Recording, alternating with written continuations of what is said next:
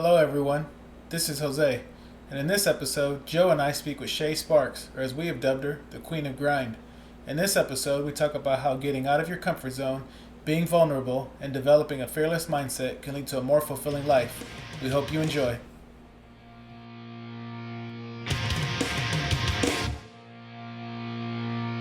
Life, learning, leadership, the Llama Lounge.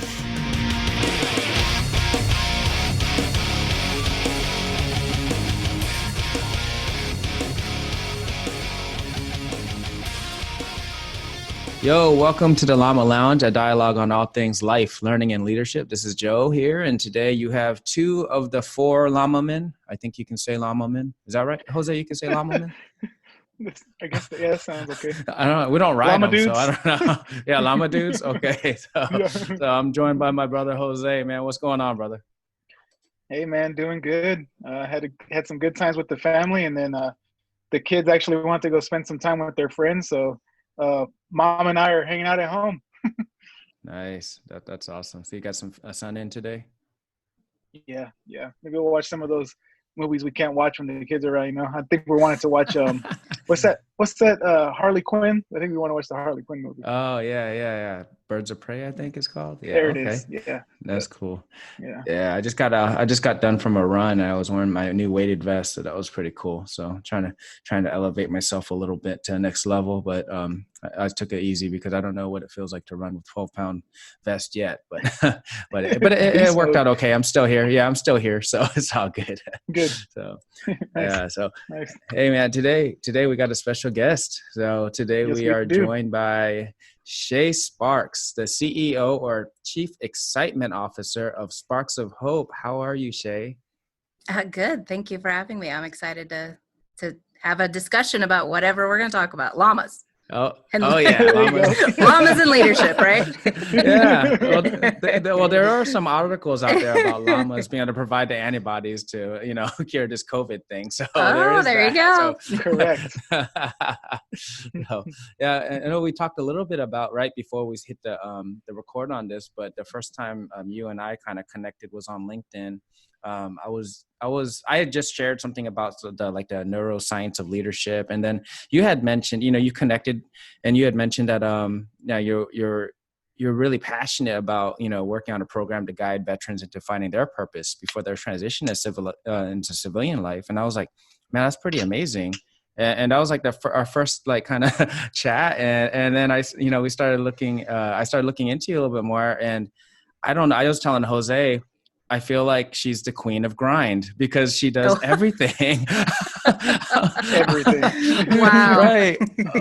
Oh my goodness. We were talking about it. Like, we didn't even know where to take the conversation because you have your hands in so many amazing things out there helping people. Mm-hmm. And we just think it's amazing. It's just awesome.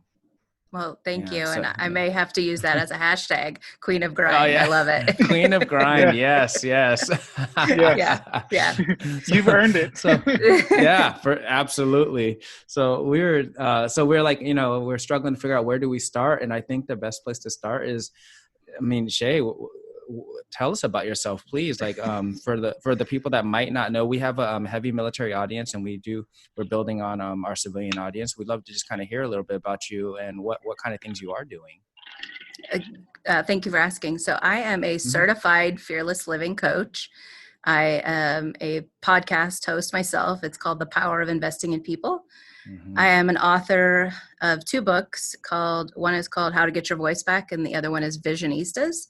And actually, I'm coming out with another co-authored book called Fire Starters. And I am also a business consultant and help people brainstorm their visions for their business. And I volunteer with Bunker Labs. And if you don't know what that is, we can definitely talk about that too. So it's a incubator space for veterans. Oh, wow. Yeah. Yeah, we're definitely gonna have to unpack that a little bit. Exactly. Yes, definitely. Right? Yes. Right. So I think for our listeners, they could understand why we just labeled her the Queen of Grind. Because Yeah. That is a ton of stuff you have going on. And so where do you find the passion for what you do? Oh gosh, that's such a good question. I found the passion because, well, first of all, I love business. I love helping people Hmm. start businesses. I have a heart for the underdog, right? So Mm. if someone is, Mhm. thinking down about themselves and thinking they're not good enough, or they're not smart enough, they're not, pretty enough, whatever, um, to do something, that's kind of where my passion lies. And it comes from a place of where I've overcome myself.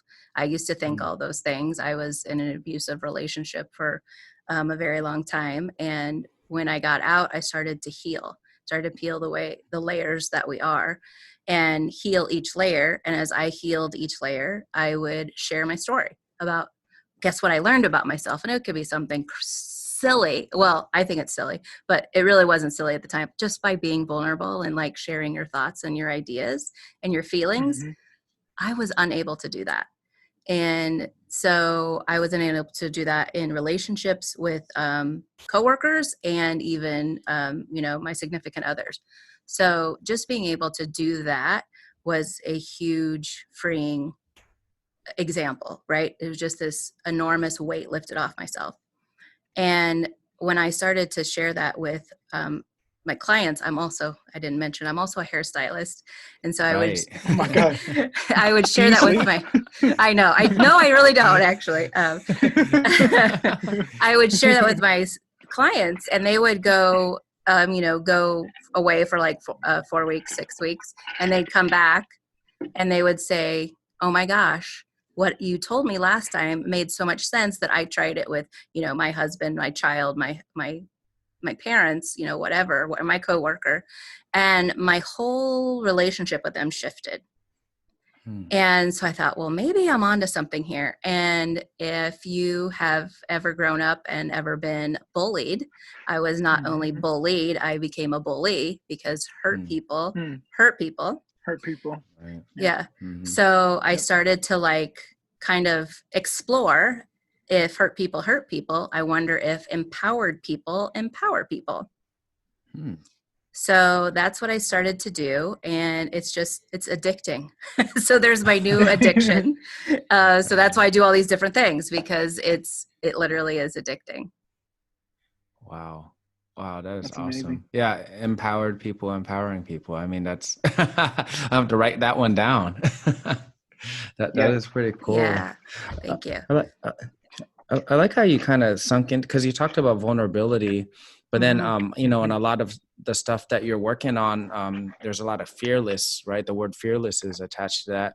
And I talked about this on another with somebody else before. It's like I remember going to a meditation class in Bay Area with a bunch of hippies last time I was here at Travis, and we kind of went to this meditation course. And after they kind of taught you how to do the whole meditation thing, we all sat in a circle and started just talking. And Mm. one of what they read was, just some type of scripture, and it said, it was tying compassion to courage. Like if you can show Yeah. someone compassion, how that is a sign of courage. And they just read it like that. So what do you Mhm. guys think about it? And all of us kind of sat there and was like, it's not something we ever really tied together before, Mhm. showing empathy, being empathetic, and being compassionate. And how is that tied to courage? But when you think about it, it really is. I mean, what are your thoughts on that? Well, I love this subject. So, and I Hmm. don't know if you guys know Brene Brown, but she just does Hmm. such an Yeah. amazing, talks about Right. vulnerability and Mhm. empathy a lot. So, what I learned was, first of all, I was scared to death to be vulnerable with people. I was scared to let people close to me. I had spent many years building a wall around me to protect myself. So, I didn't Mhm. really trust a lot of people, or even trust to myself to be able to know what good people look like. So I learned that um, you have to step out of your comfort zone first and foremost, and that's where the best way you can be vulnerable, just by doing something completely Yeah. unfamiliar, right? Completely new. And I would Mhm. try different things. I shared about sharing who I am and myself, but I would also try different things. Like I went to Startup Weekend and pitched a software idea. I took improv classes for a year. I took martial arts, Krav Maga for a year. Wow. Just different things, because I have found that the more willing to show yourself compassion by being vulnerable, you actually gain confidence. Yeah. And it's just something that's really not talked about a whole lot is, how do you gain confidence? Well, you had mentioned courage before. Well, absolutely. You have to have courage to step out of that comfort zone, right? In order to move into a direction that's going to propel you forward, but it's unfamiliar territory. So you're scared. So as a fearless living coach, I've found that it's not about being rid of fear or completely non-existent. It's being able to still see the fear and continue to do it anyway. Right. Absolutely. Because without fear, I mean, how are you showing courage if you're not even, without, it's not the absence of fear. Right. Yeah. So, exactly. Yeah. And when we talk about like that, with that compassion and how people respond to people, a lot of times it's because they are insecure. Like how you had mentioned, when you're bullied and then you become a bully, and people are trying to protect themselves from whatever it is, that they're afraid of. And I think a lot of that compassion when it comes to, for me, if I'm willing to show compassion, that's me showing like opening myself, being vulnerable enough to be like, hey, maybe that person's right and I'm wrong. My perspectives on life might be incorrect. But a lot of people don't want to go there because maybe they find their whole meaning in being correct all the time. Right. Right. So it can really just spin someone around. Like your whole life has just been, and who wants their whole life to just be shifted in one moment? So I think a lot of people are afraid of that. And it's very cool. And your whole point on like, so you tried Krav Maga and you tried all these other things. I think I'm in that same stage now where I'm like, hey, I wonder what I can do. Right. Yeah. Which I don't know about you, but to me, it was an extremely, fun. It's freeing. It's like, oh, well, what if I did this? And could I do that? I mean, I worked out. I've done yoga. I've worked out with trainers. I've done CrossFit. So I was like, well, why not Krav Maga? See what happens. Right. Yeah. Right. I was like, hey, let me put myself in a situation where I'm probably going to suck at this for a while. Right.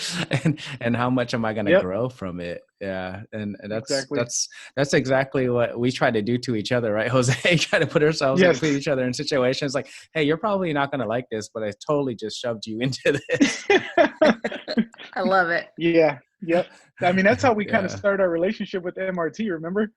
Because I didn't want to do it, and you're like, no, you'll be good at this. Just try it. Yeah, it's good. Yeah. But I think he was a student. Too, like when you mentioned that, when you mentioned that, right? I just came out of a special duty when I was in Japan, and there was a lot of, I'll say, trauma that I dealt with on a day-to-day basis with other people, right?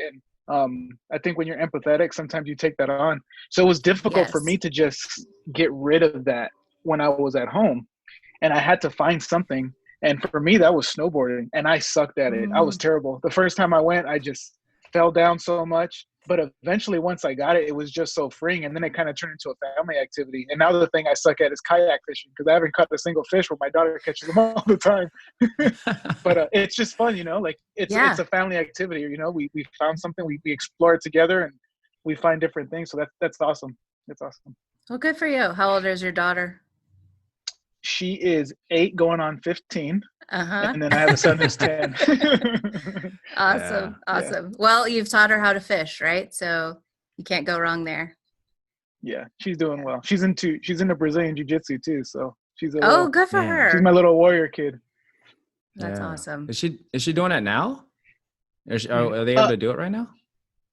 They try to do virtual classes. It's really weird. Okay. Yeah. Okay. But before that, we were going. They're totally amped. There's Jocko Willink. He wrote this book called The Warrior Kid. So we would listen to that, and it's actually changed the way that they think. Like it's a race for her to wake up earlier than me, and I'm like, you're never gonna beat me, so stop. But she's like, I'm waking up at 5:40 now, and I'm like, stop it, just go to bed, But they really enjoy it. But it just changes their mindset, Not really a victim. More of I'm going to go out there and do something, and I'm going to take care of my family because that's my team. And if I see somebody else who isn't doing good, I'm going to get in there and be their teammate too. So it's a really good book. I can see a difference in them. That's awesome. I love that. when you take away that victim mentality. That's fantastic. Yeah, and I see a lot of that, Shay, on your website. I mean, it might not verbalize it exactly like that, but a lot of the things Right. that you're kind of mentioning, especially like empowering women that might be going through situations, or the veterans, I've seen a lot of that. It's kind of like a shift of a paradigm, right? On like how you see things. Are you the victim, or are you seeing a situation and how you can respond to it?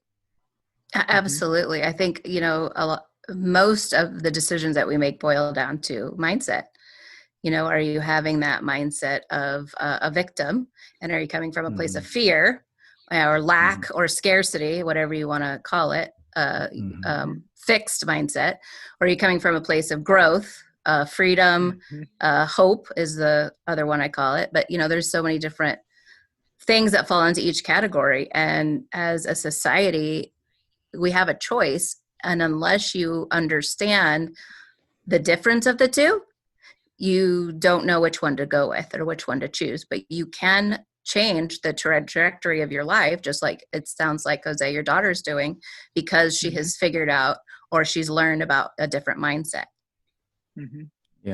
Yeah, for sure. And the point on scarcity, like if we could turn that into a 1 hour discussion on the scarcity mindset, right? Right. But we see it regularly in the military, and we know we're just a microcosm of society, right? But when you think there's only so much of something and you just want it for yourself, now it becomes combative, and right. And we see it all over. We see it, and I'm sure you see it in the industries that you're involved in as well. Well, we saw it in toilet paper, right? Oh yeah, 100%. That's dude, what I was going to say. I still don't. What is going on with the toilet paper? Like I still don't fully comprehend what happened there. Well, they were in fear, right? These people were in fear. They were worried. They were like, "Oh my gosh, what if we can't go outside? What if we can't, go to the store?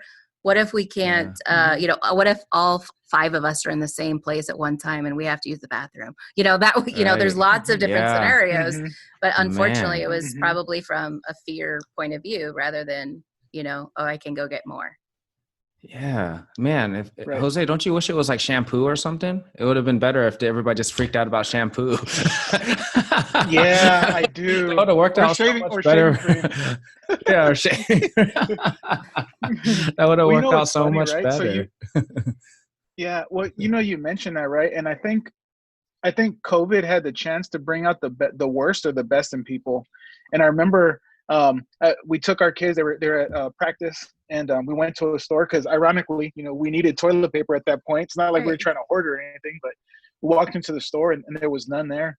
And I was like, okay, that's odd. We'll be fine. We have enough. We'll wait till the next thing comes in. And I remember seeing there was a younger mother. I think she was pregnant. And she was looking for like a gallon of water to make her formula for the child. And there was another gentleman that was there, and there were only 4. I think there were 4 or 3 gallon jugs. And so he had 2 of them, and he was going to go get the other one. He noticed her, and he's, "Hey, do you want these?" And I just thought that was really cool, because at a time where he could have totally said, "This is just for me," he didn't. He said, "No, you take this, we're in this together," kind of thing. And there were just a lot of examples of that, which I don't know, it kind of gives you hope for humanity, because even in the midst of all that, there were people that were still willing to look outside of themselves and say, "You know what? It's not about me, it's about all of us, and how can we do this together, and let me not take all this stuff," So it was good. I felt fortunate that day. It was a little blessing of the day. It's beautiful.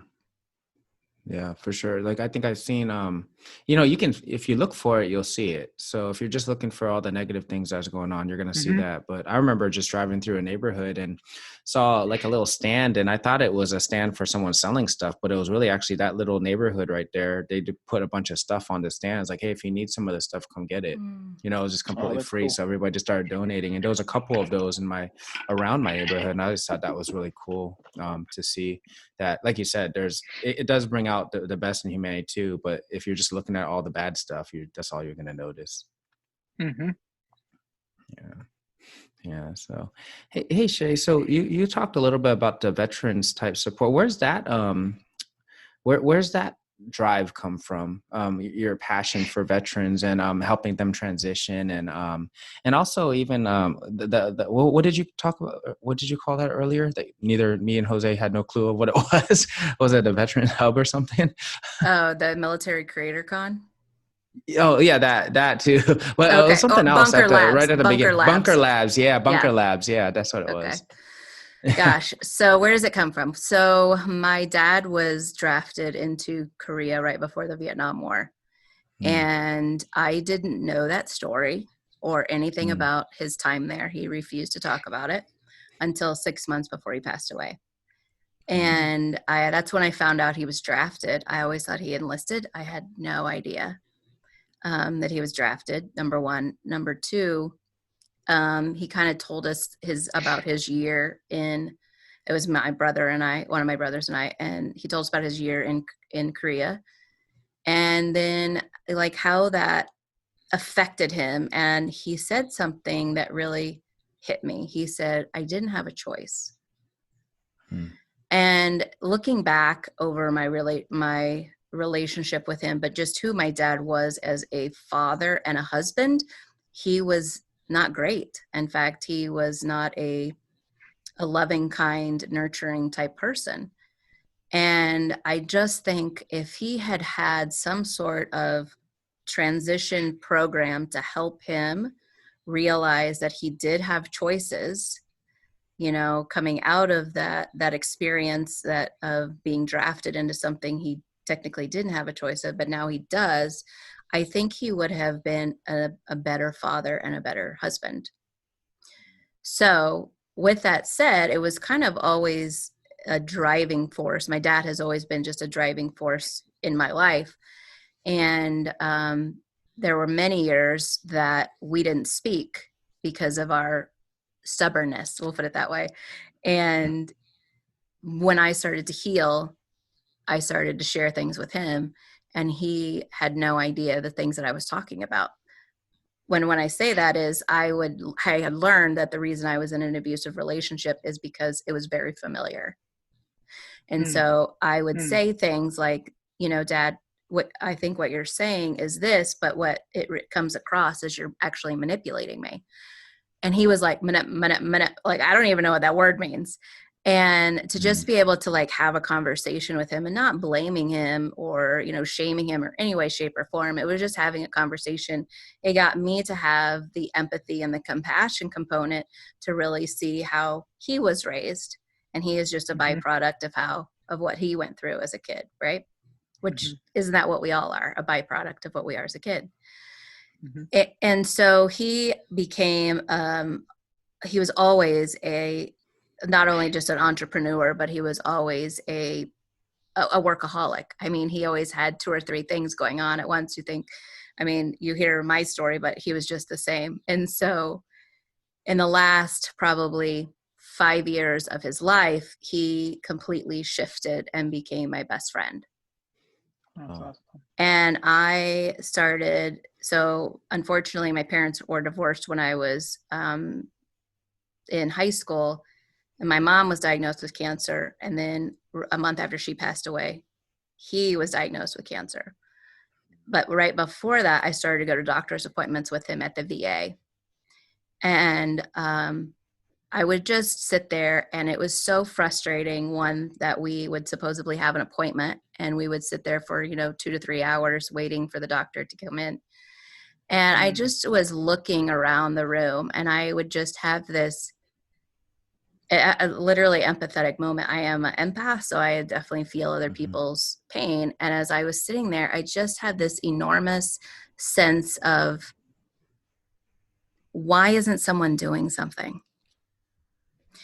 It was not of sadness, but it was like, this is absolutely ridiculous how our people who have served our country are being treated. And what can I do? And so when my dad, by the second time, when he was just getting diagnosed, we had 2 appointments back to back, and it was the way the doctors talked to him was just horrible. My dad was like in his late 70s. So just total disregard for him as a a human being. They just treated him like, oh, what are you here for today? And I was like, what did you not read the chart before you walked in here? Mm-hmm. And so we left there, and I said, we're going to take you out of the VA. We're going to put you into a different hospital. We're going to take you somewhere else, Dad. You need better treatment than this. And it turned out we ended up in 2 more different hospitals before he passed away. But I just remember thinking back to the VA, like, what are we doing as a society to help veterans? And I had started noticing, I kept meeting veterans in my life, whether it would be through meeting another friend, or it could be just being out at networking events. And I would just meet veterans like out of nowhere. And that was the common thread. And I'm a huge, like, watching for patterns. And I was at this this podcast conference back in August of last year. And I met this person, and I told him what I do. And part of my coaching is that I transform trauma into treasure. And I do business consulting. He's like, Shā, I work for Bunker Labs. Why haven't you have you ever considered working with veterans? And I was like, that's insane. I can't believe he asked me that, because I've been thinking it for a while, but I didn't know how, and what is that? And this is weird. And oh my gosh. And so I'm a very spiritual person, and I just really started praying, like, okay, God, is this really what you want me to do? And if that's the case, then open the next door. And I can't even, like, one thing led to another. And so within a month, I was at the VFW, and I live part-time in Kansas City and part-time in Washington, D.C. That just happened. So that is not a coincidence, right? And then I was at the Kansas City Business Journal, and the VFW were having an event together, and they were talking about, hiring veterans into corporate America and what that looks like. And I'm sitting there as just someone in the audience, just listening. And as a coach, as a fellow human being, but also just as someone who really wants other people to succeed. Like, I get excited watching other people succeed. It didn't sound like they were helping veterans succeed. They were talking about how you update your resume. Right. And have, transferable skills, whether that's working on a tank to now you're working on, you're building a car, right? So there's your transferable skills. And one of the guys had said, well, you just have to give them purpose. And I went, give them purpose? You don't help them find a purpose? Oh, maybe that's the problem. Maybe that's why they get triggered with PTSD. They go into depression. They start, with addictions or drinking or drugs or whatever, and 22 a day commit suicide. Maybe that's what's going on here. If we don't have purpose, we can't help someone. And if I can't help someone find their purpose, that's what's going to happen. And I thought, well, maybe there's something there. Like, I wonder if there's something in the transition programs out there that help with that. And I just started calling all the veterans I knew, which was quite a few. And I would ask about what their transition program was like. And it was either a week or a day, or it was a pat on the back and said, good luck out there. And it was mostly around updating your resume. And I thought, okay, so what else could I do? Well, it just so happens that I left that networking event from the VFW and corporate America, or the Kansas City Business Journal, and I went to the salon, and I'm talking to one of my clients, and she's like, oh my gosh, you have to talk to this congresswoman. She helps a lot of veterans. I went, okay. She's like, yeah, I just email her. I went, okay, that's great. I'll be in DC next week. So then I found myself the next week on Capitol Hill in her office, talking to her defense fellow. Right. And I was like, okay, I know, like, it just happens. Right.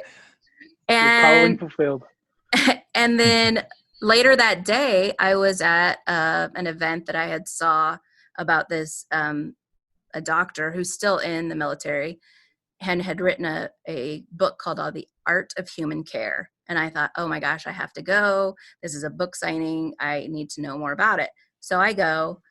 I talked to him on the way there. I have to tell this story. On the way there, my Uber driver is a veteran. Okay. And people go, oh, you're in DC. They're always veterans. And I'm like, I've been there many times, not once as a Uber driver been a veteran. And believe me, I talk to all of them because I love to talk to people. I'm not shy. I don't know if you guys can tell that, but so this guy was telling me that he was in special forces and he brought here from whatever country he was from, his family. And he then, fought on the front lines. Now he's here and 20 years go by and he had to have shoulder surgery, and the hospital that he was in, it messed it up. And he's telling me this story. And I said, well, what did the VA say? And he's like, what are you talking about? I can't go to the VA. I was like, what? What do you fought for the United States, right? Army. And he was like, yeah. And I said, pretty sure you go to the VA. I said, if anything, contact them and contact the patient advocate. And he's like, oh my gosh, can you be my advocate? And I was like, no, I can't be your advocate. But then I was like, wait, what could I do? What kind of advocate can I be? And so then I go to this doctor's book signing and I'm talking to him about his transition. And he's like, well, I'm still in. And so I tell him, what I'm working on is this program to really help veterans in the transition program to help them find their purpose. He's like, oh my gosh, let's keep talking. And every veteran I've talked to since, it's literally that conversation. Let's keep talking.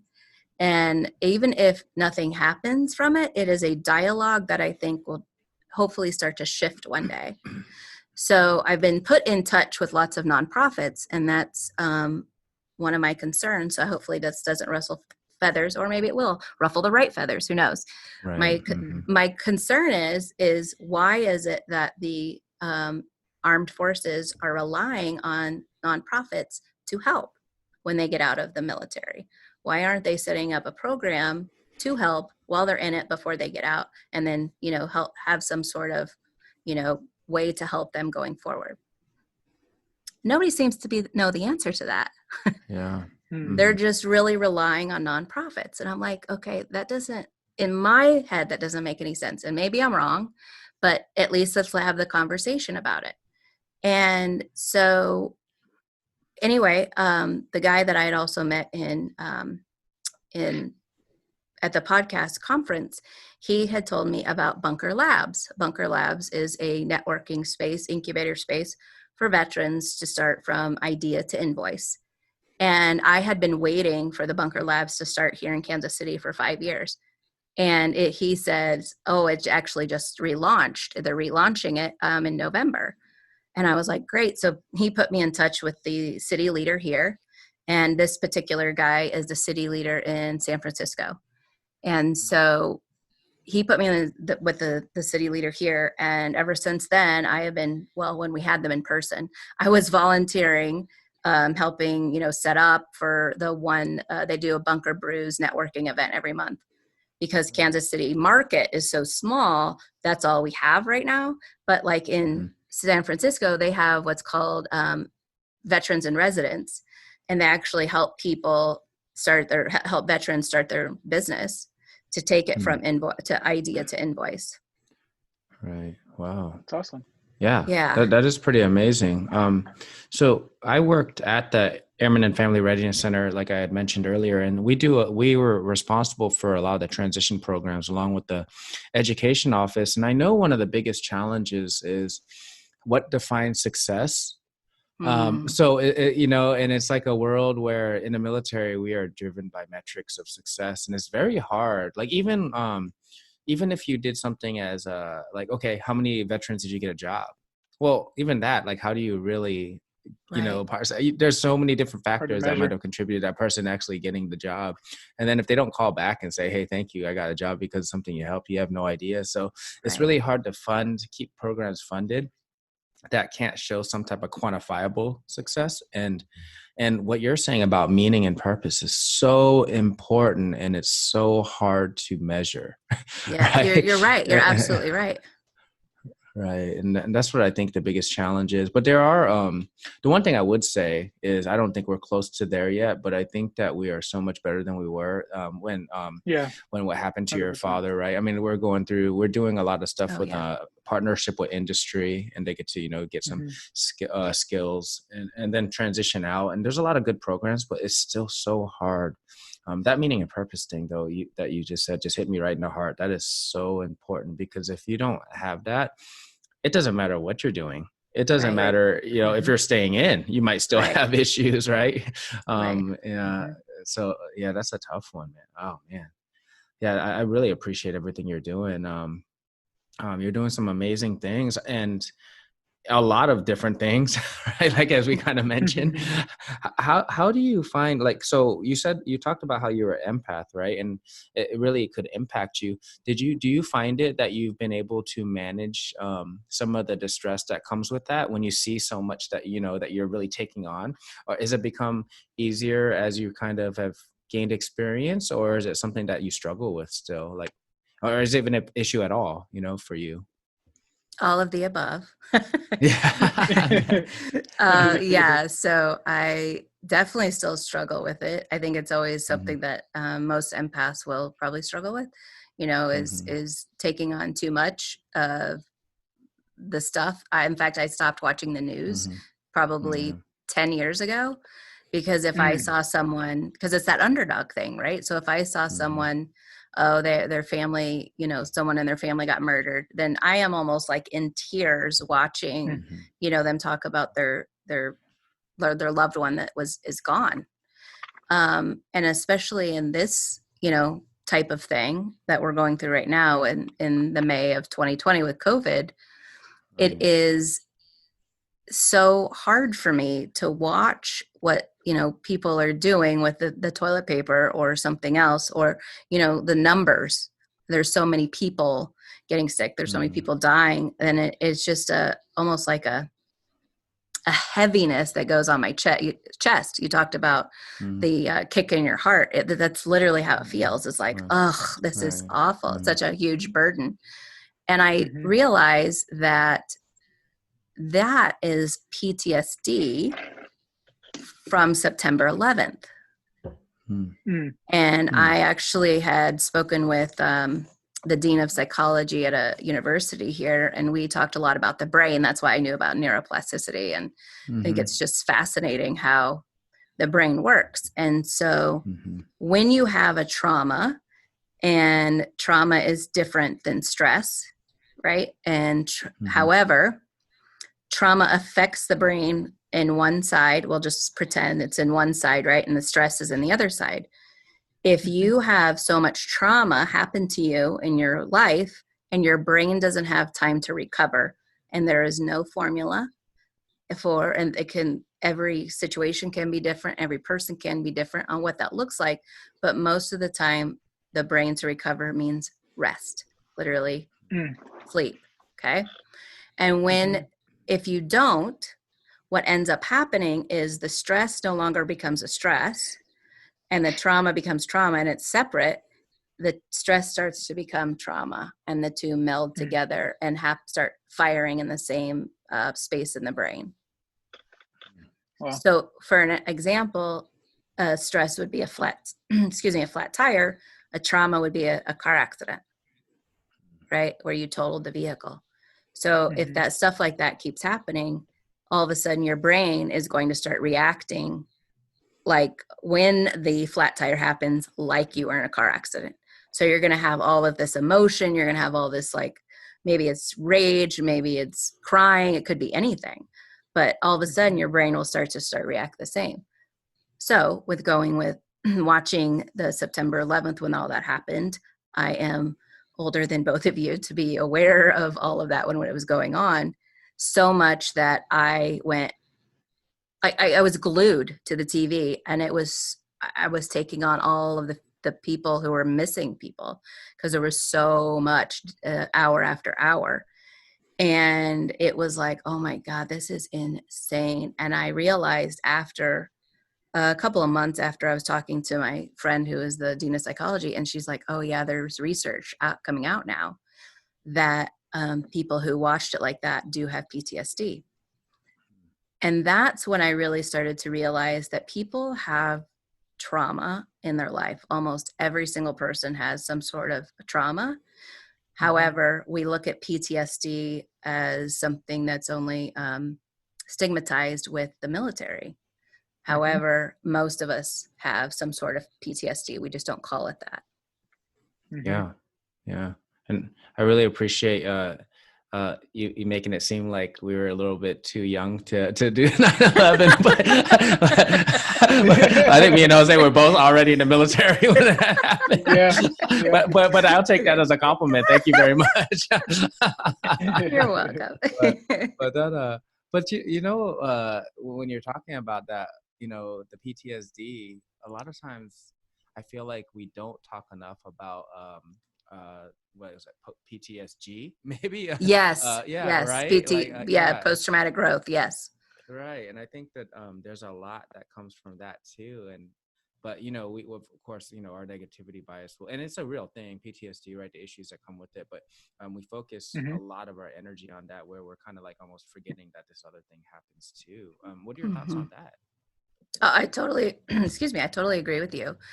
And so going back to what I coach with the fear, that's what PTSD is, recognizing that happened and acknowledging it, allowing time for it to process, right?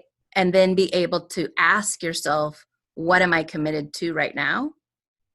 And then act on that commitment. And that's literally where the growth comes in, is still to be able to feel it, be okay with feeling it, allowing time to process, and then continuing to move forward. Yeah. And I think, it is so hard to get to that point where you're just at least acknowledging it. And I think that's the big hurdle. And I know even with me, when it's not even something as traumatic as that, probably I find myself looking back like I'm avoiding that. You know what I mean? Like whatever that is, that elephant in the room, whatever it is, I'm avoiding that because I don't feel like talking about it because I know it's not going to be a good conversation, right? So it's like, we do. How many times does a person do that daily? Just try to avoid something because they don't feel like having that hard conversation or just dealing with the issue. I can only imagine how much tougher that would be with a true trauma that that people have experienced. Yeah, it's very cool that you're getting into that. Wow. So with your doing everything, like that, you're doing all these amazing things. How do you, how have you been able to like make sure that you take care of yourself and, your personal resilience? What are some things that you do to kind of balance all of that? Great question. So I journal daily. I use just a literal old-fashioned back in the day, old school notebook and pen. And there's something, again, in the brain that's therapeutic when you are getting all of the thoughts. I call it a brain dump, all the thoughts that's going on up there, and it goes down your arm into your hand and out onto the paper. It is a release. And then I do meditation. I do yoga and I walk, or, I worked out before the gyms were closed, all of that. And then this happened. Of course, I didn't stick with my normal workout, but I have been outside, having Zoom calls like this, just connecting with people, having podcast interviews, and just meeting new people and having great conversations is something that helps me. I think it's just, you talked about balance before, and I don't necessarily know if there is a balance. I think what there is really to understand what you can delegate and give away and let go of control of. And so I finally had to, say, I can't continue my podcast if I have to do all the editing and all of the stuff for it. So I hired somebody, and I'm collaborating with Heroes Media Group, which is veteran-owned business. And it is and this just happened within the last month, and it is by far the best collaboration I've ever done. Like and I think that's part of my drive too, is really getting to meet amazing people like yourselves who are doing these great things and just really seeing like, where can we collaborate? Like, what are you doing? What am I doing? How can we help each other out? And I think that's so important. So, I don't know if that answered your question, but Oh, no, it did. And, and what you're saying right there is a perfect example of how to get past the scarcity mindset. We can all win, right? And in these absolutely. situations, so many opportunities out there. And, ego gets in the way. Some people are afraid about certain things, but once that you realize that you have good people that you can connect with, build strong relationships, how much more can you do? Yeah. Yeah. Yeah, that's awesome.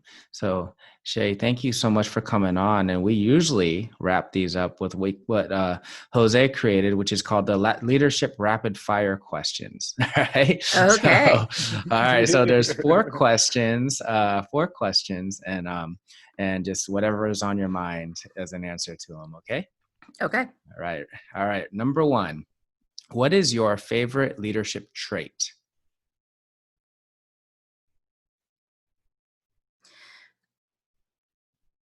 Mindset. Mindset. Okay. Awesome. Sweet. All right. What is your favorite quote?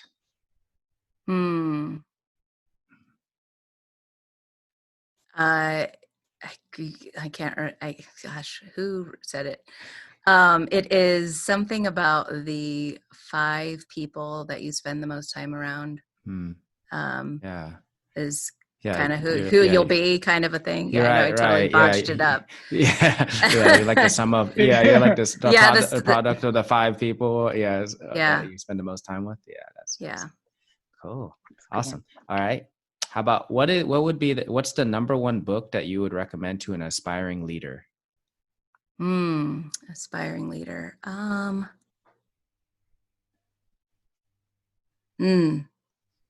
So what's coming up for me is Seth Godin's Linchpin. Is a really good one. Gosh, there's so many I love. Simon Sinek, Start with Why. Right. I also love Brene Brown's Dare to Lead. Is really good. Yeah, it's a great book. So, but yeah, I think Linchpin was really good just because it really showed how, there are outliers. And I think leaders, I think everyone has the capability to be a leader. And there are outliers who, I call them the troublemakers, because that's kind of that's where I lived most of my life, right? As the troublemaker. I think that has just a completely different mindset in being a leader. So yeah, Okay, Linchpin. awesome. Yeah. Yeah, that's interesting because, I never even heard of that book. I've heard of Seth Godin, but that specific book, not. And it's come up twice since we've been recording these podcasts. So it's definitely something. Yeah, it's definitely something that I got to add to the list for sure. Yes. Awesome. All right. And the fourth and final question is, how do you find your harmony between life, learning, and leadership? Because that's our motto, life, learning, and leadership. How do you find your harmony between those?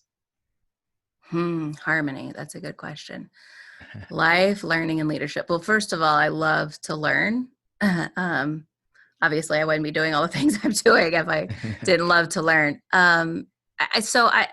For me, I look at learning as an exploration. It is not something that is an assignment. It is something that I enjoy doing, number one. So I think to me, it's fun. So I think that is the harmony, is about having fun. And it's funny because I actually have been, the last couple of years, was really struggling with stepping into my leadership role of whatever I was doing.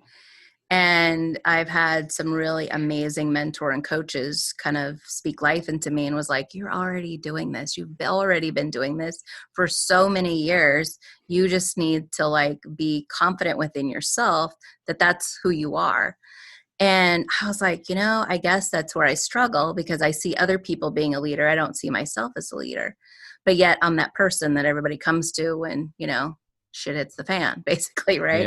And I just said, I think it's about, because I come from it in a way that is that fun spirited kind of oh goody, you're going to tell me your problems. Oh goody, I get to solve a problem. Oh goody, you know, that kind of like excitement. That's why I come from that's why I have my title as the Chief Excitement Officer, because that's what I bring is a love and a passion to see other people succeed.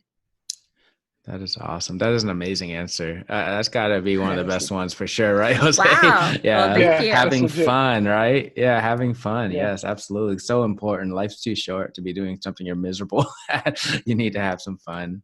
Right. Yes, for sure. Yeah. So awesome. Thank you, Shā. We wanted to give you an opportunity to kind of share maybe how someone can get a hold of you, or maybe kind of, you know, where folks can see more about you, or websites, or any of your podcast plugs or anything like that.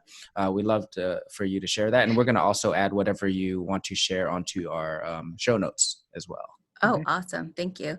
So my website is shasparks.com. That's SHASPARKS.com. And you can find my social medias on there, or you can just go to, you know, Shā Sparks on all social medias, all the major ones, LinkedIn, Twitter, Facebook, Instagram, and I guess I'm on YouTube as well. And then also on Facebook, I have a personal page and a professional page. My professional page, I also do a Hey Shā, What Do I Say Facebook live show. And awesome. So yeah, it's so they can check that out as well. You can also find the podcast on The Power of Investing in People on Apple or Spotify or wherever you listen to podcasts, because that seems to be all the things now, right? They're on all the things. And and then I have the new project that I talked about is a co-author book opportunity for people who are creative thought leaders and they like to, you know, want to change the world. And so I'm starting a new book called #Firestarters.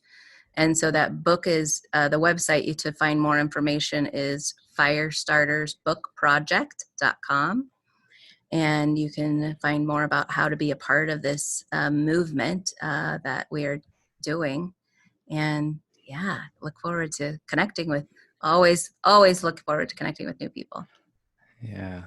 Wow, that's awesome. Thank you so much, Shā. It was an amazing time discussing all the things we talked about and all the amazing things you're doing. And we got to definitely have you back on sometime. We'd love to pick your brain some more, because this is goodness that a lot of folks can get something from.